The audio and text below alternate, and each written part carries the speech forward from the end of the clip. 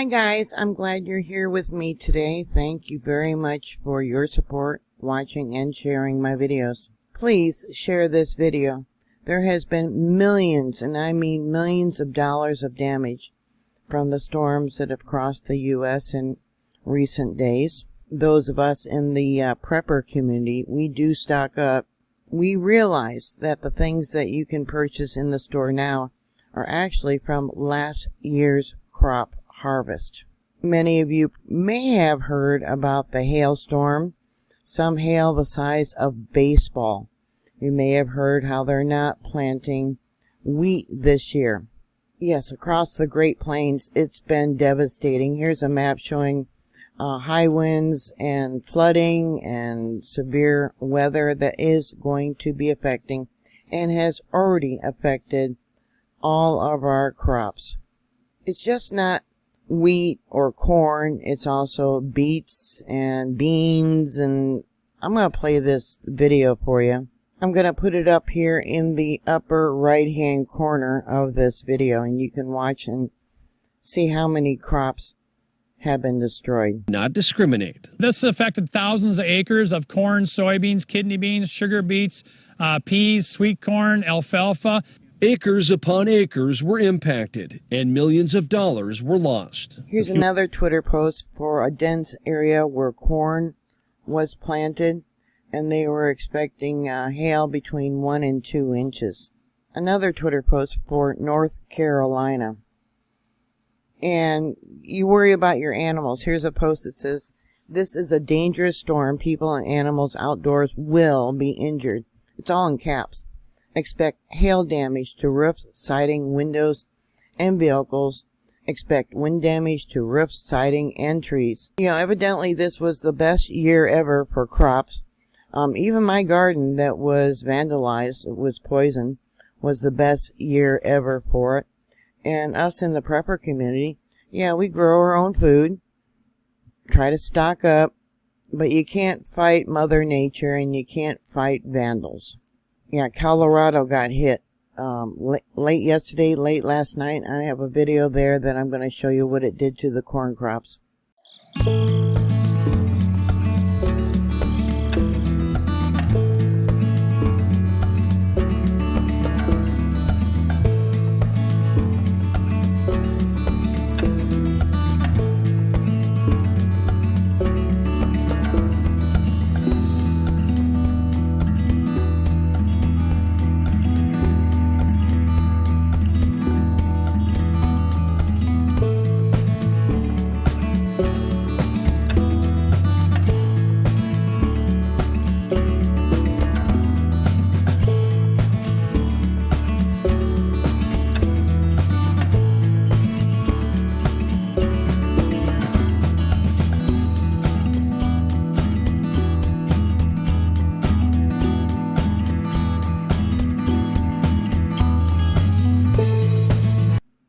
If you have a chance to buy an extra bag of flour,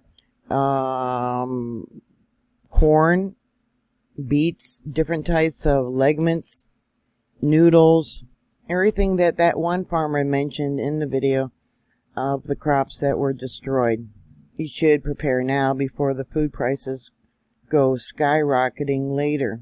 Here's an image of someone's skylight. Someone was asking how flat hail could be created. Yeah, I've never seen flat hail. You can see the layers of the ice that developed around the outside as it came down, got blown back up and came down, slowly growing in size. Here's another image of the golf ball size hail that destroyed the crops, destroyed people's gardens and their homes. Most people only worry about the damage to their cars and their homes and their rain gutters, windows. They don't think ahead about the food. Like Pinball said, they don't think past the end of their nose.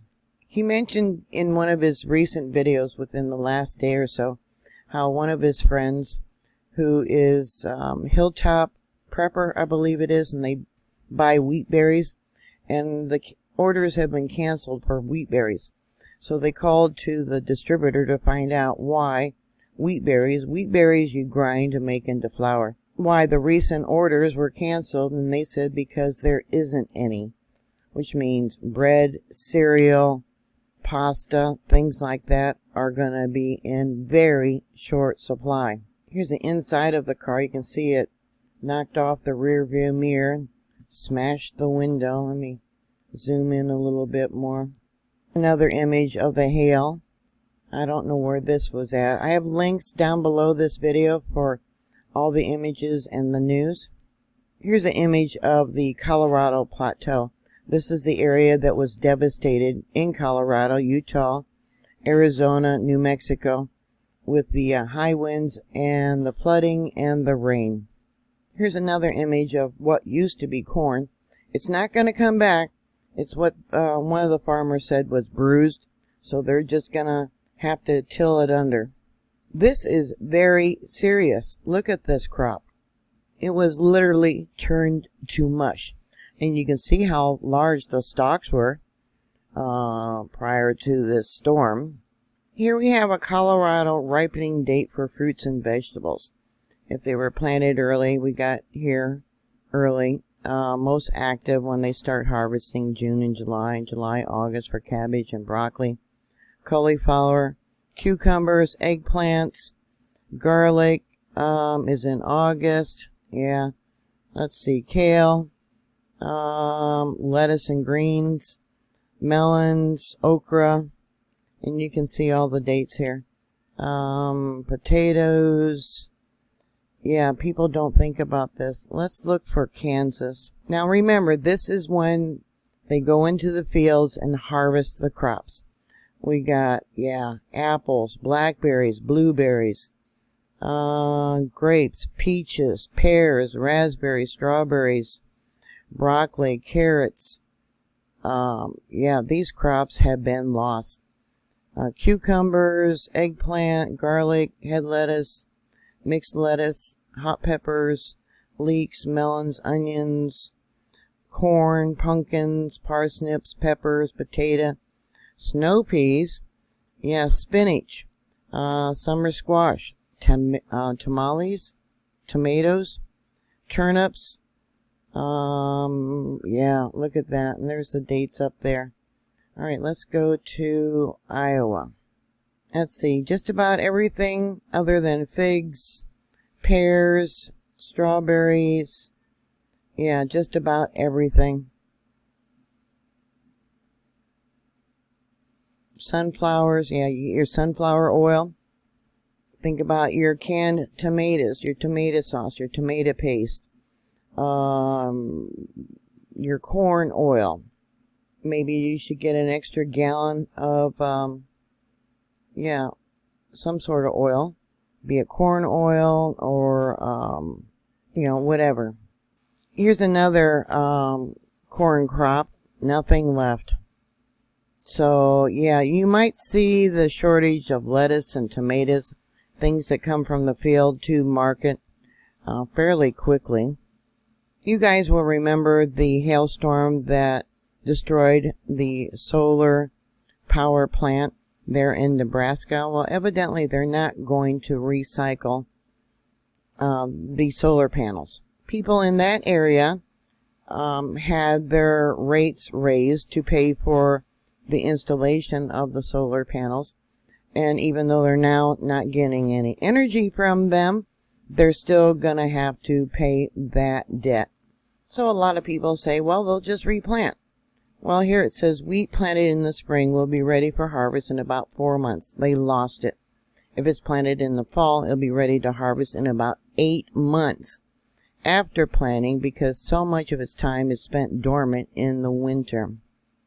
So the flour and the cornmeal that you may purchase now, you can put it in Mylar bags with oxygen absorbers, and it would probably store maybe about 30 years in your pantry if you package it right. There's no guarantee that winter wheat that they plant will actually come to harvest.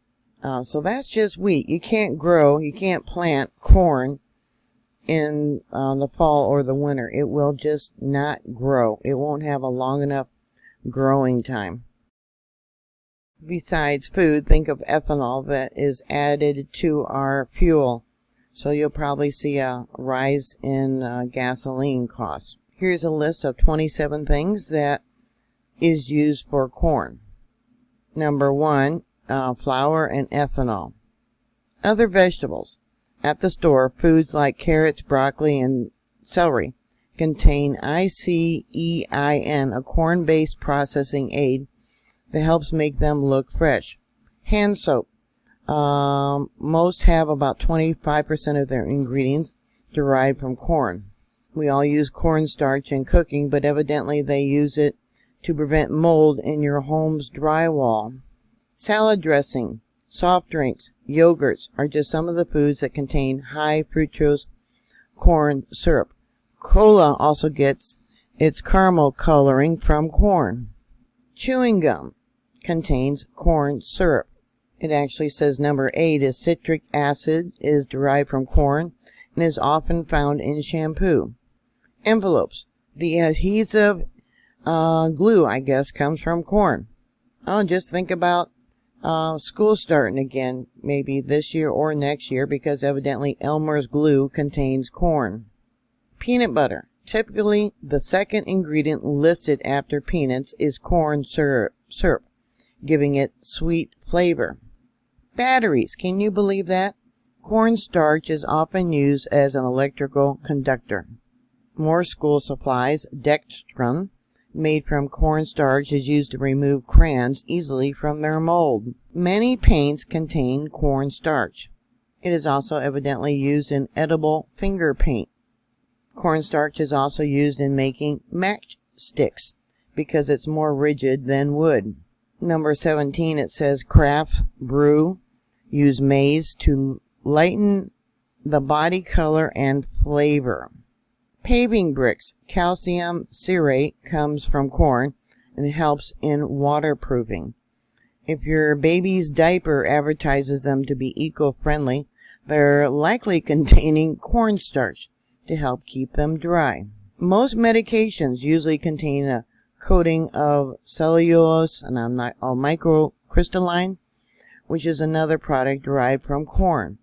Wax paper. The coating is made from zine. Most perfumes contain grain alcohol, with corn being the most common in the United States. What makes varnish shiny? Well, it's from the modified corn oil, and I'm not going to try and pronounce it. Corn gives toothpaste the texture that makes it toothpaste. Mouthwash contains, corn, both two different ingredients, both from corn. Cosmetics such as blush, lipstick, and eyeshadow. And fortified milk contains vitamin D from corn. And then we got corn fritters, cream corn, hominy, popcorn, cornbread, corn flakes, corn pudding, grits, and tamales. Let's not forget about corn chips, corn dogs, and corn nuts. Here's another list of things from corn. Let's see, we got beverages, beer, ale, cheese food and spreads, chewing gum, I already mentioned that, coloring for foods, medications, pills, tablets, etc., cake icings, frostings, infant foods, pie fillings, topping. Let's see, we got ketchup. Yep. Well, they got a double blow with that with the tomato crops. Seasoning mixes, ceramics, fiberglass, matches, I already mentioned that. Let's see, soaps, already mentioned that. Crayons, matches on the head and side of box. Let's see what else we got here. Soaps, window shades, baking powder, cosmetics, pre-cooked frozen meals. I guess it's used as maybe a preservative for salad dressings and canned vegetables, potato chips. Mayonnaise. I did not know it was used in mayonnaise. When you make homemade mayonnaise, it's just egg and, the oil. Yeah, the oil for mayonnaise. Shoe polish. Explosives. Let's see. Confectionery products. Yeast. Jams and jellies. It's going to affect looking at this list at absolutely everything. Breakfast foods, chocolate products, desserts, fruit drinks, malted products. I don't know why they use it in seafoods. Yeah, syrups, toppings, chocolate, cocoa, fruit. Yeah, wow. So that would just add to the list of things that we need to stock up on for us in the prepper community. Yeah, what are your thoughts? Put your comments down below. Thank you very much for watching. Thank you for subscribing. Please like and share. Please stay safe, and I'll talk to you later. God bless you. Bye.